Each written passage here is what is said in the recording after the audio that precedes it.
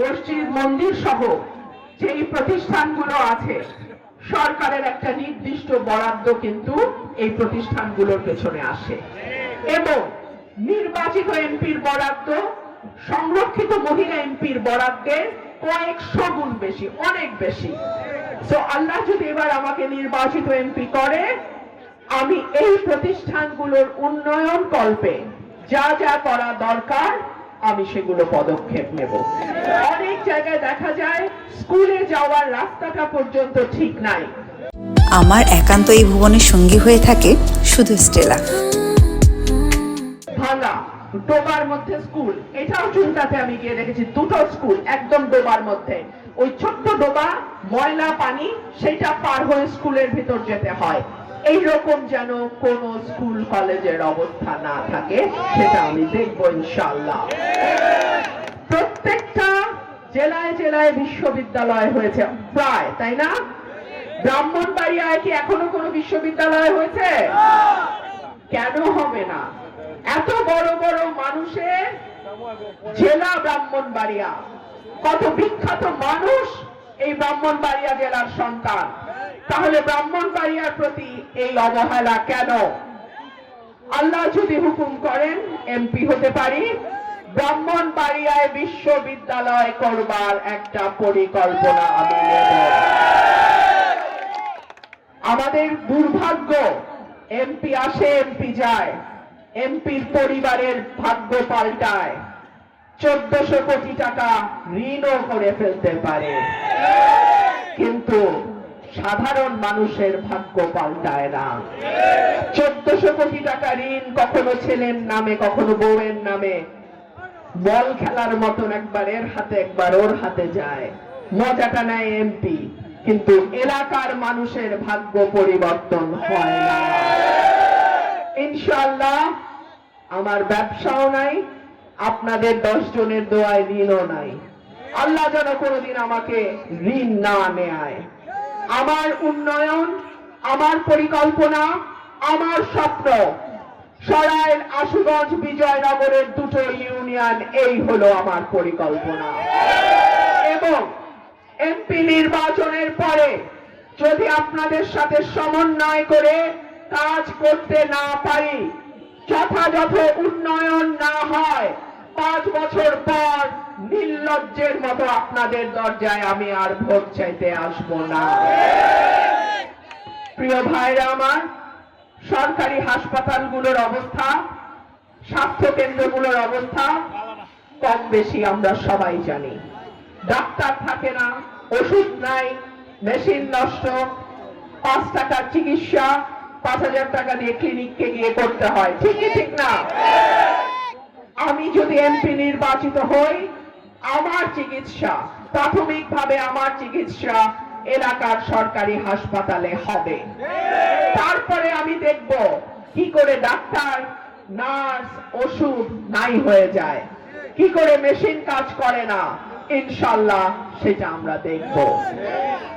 আমাদের এলাকার তরুণ এবং বেকার যে ভাইরা আছেন, যুবক ভাইরা আছেন, সবার জন্য কিন্তু সরকারি চাকরির ব্যবস্থা হবে না, কারণ চাকরি অল্প, কিন্তু বেকার যুবকের সংখ্যা অনেক বেশি। কিন্তু তাদেরকে তো কর্মসংস্থান করে দিতে হবে আমাদের, তাদেরকে তো বেকার ঘরে বসায় রাখা যাবে না। তাদের জন্য কি পরিকল্পনা? এক হচ্ছে ট্রেনিং এর মাধ্যমে তারা যাতে স্বনির্ভর হতে পারে, নিজেরটা নিজে করে কিছু উপার্জন করতে পারে পরিবারের জন্য, সেই উদ্যোগ নেওয়া হবে। 2 হচ্ছে মা বোনদের জন্য, কারো হয়তো সেলাই, কারো হয়তো হাঁস মুরগি পালা, যার যেভাবে যেদিকে ভালো লাগে সেই কাজগুলো করে তারা যাতে পরিবারের পাশে দাঁড়াতে পারে। ঘরে বসে কাজ করা, বাইরে যেতে হবে না, ঘরে বসে কাজ করে তারা যাতে পরিবারের হালটা একটু হলেও শক্ত করতে পারে, স্বামীর পাশে দাঁড়াইতে পারে, ছেলের পাশে দাঁড়াইতে পারে, সেই ব্যবস্থা ইনশাআল্লাহ আমরা করব ইনশাআল্লাহ। এবং আমার প্রবাসী ভাইদের প্রতি, আপনাদের পাঠানো রেমিটেন্সে এলাকার উন্নয়ন হয়। দেশের অর্থনীতির চাকা ঘোরে, তাহলে আপনাদের সুযোগ সুবিধা অসুবিধা সমস্যা, বিদেশে গিয়ে বিদেশের মাটিতে সমস্যা কিংবা দেশে ফিরে আপনাদেরকে নানান ভাবে হেনস্থার শিকার হওয়া, এই যে কথাগুলো, এই কথাগুলো কারা তুলে ধরার কথা? আপনার এলাকার এমপি তুলে ধরার কথা। আল্লাহ যদি আপনাদের ভোটে আমাকে সুযোগ দেয়, এমপি নির্বাচিত করে, আমার প্রবাসী ভাইদের সমস্যা চাওয়া পাওয়া দেন দরবার, ইনশাল্লাহ তাদের কণ্ঠস্বর হয়ে আমি সংসদে আওয়াজ তুলব, কথা বলবো। আমি 3.5 বছর এমপি ছিলাম, তখন এই দুইটা ইউনিয়ন আমার সাথে ছিল না, কিন্তু সরাইল আশুগঞ্জে সামান্য যে বরাদ্দ আমি পেতাম, নির্বাচিত এমপির অনেক কম, তার প্রত্যেকটা বরাদ্দের অনুকূলে কাজ হয়েছে। এবং এটা কোনো লুকা ছাপার ব্যাপার না, আমার ফেসবুক পেজে সেই কাজের সচিত্র ছবি প্রতিবেদন আমার ফেসবুকে দেয়া আছে। আমি যা বলি আমি তাই করি।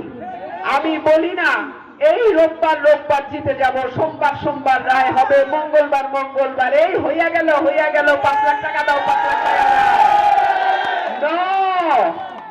No no no no no no, যা বলি যতটুক বলি বুঝাই বলি যে করতে পারবো, আর যেই কাজ করতে পারবো না সেই কাজের কথা বলিও না, সেই কাজের কথা তুলিও না। আমি আমার বক্তব্য আর লম্বা করব না, এইটুকু বলে আজকে আমি শেষ করি। আমাদের আগামী নির্বাচন হবে আমাদের নিজের ঘরের মেয়ের নির্বাচন। আমাদের আগামী নির্বাচন হবে আপনাদের কারো ভাবতি, কারো ভাইঝি, কারো বোনের নির্বাচন। আগামী নির্বাচন হবে 73 সালে আপনাদের ঘরের ছেলের উপরে যে অন্যায় হয়েছিল তার প্রতিবাদের নির্বাচন। মাথা আছে?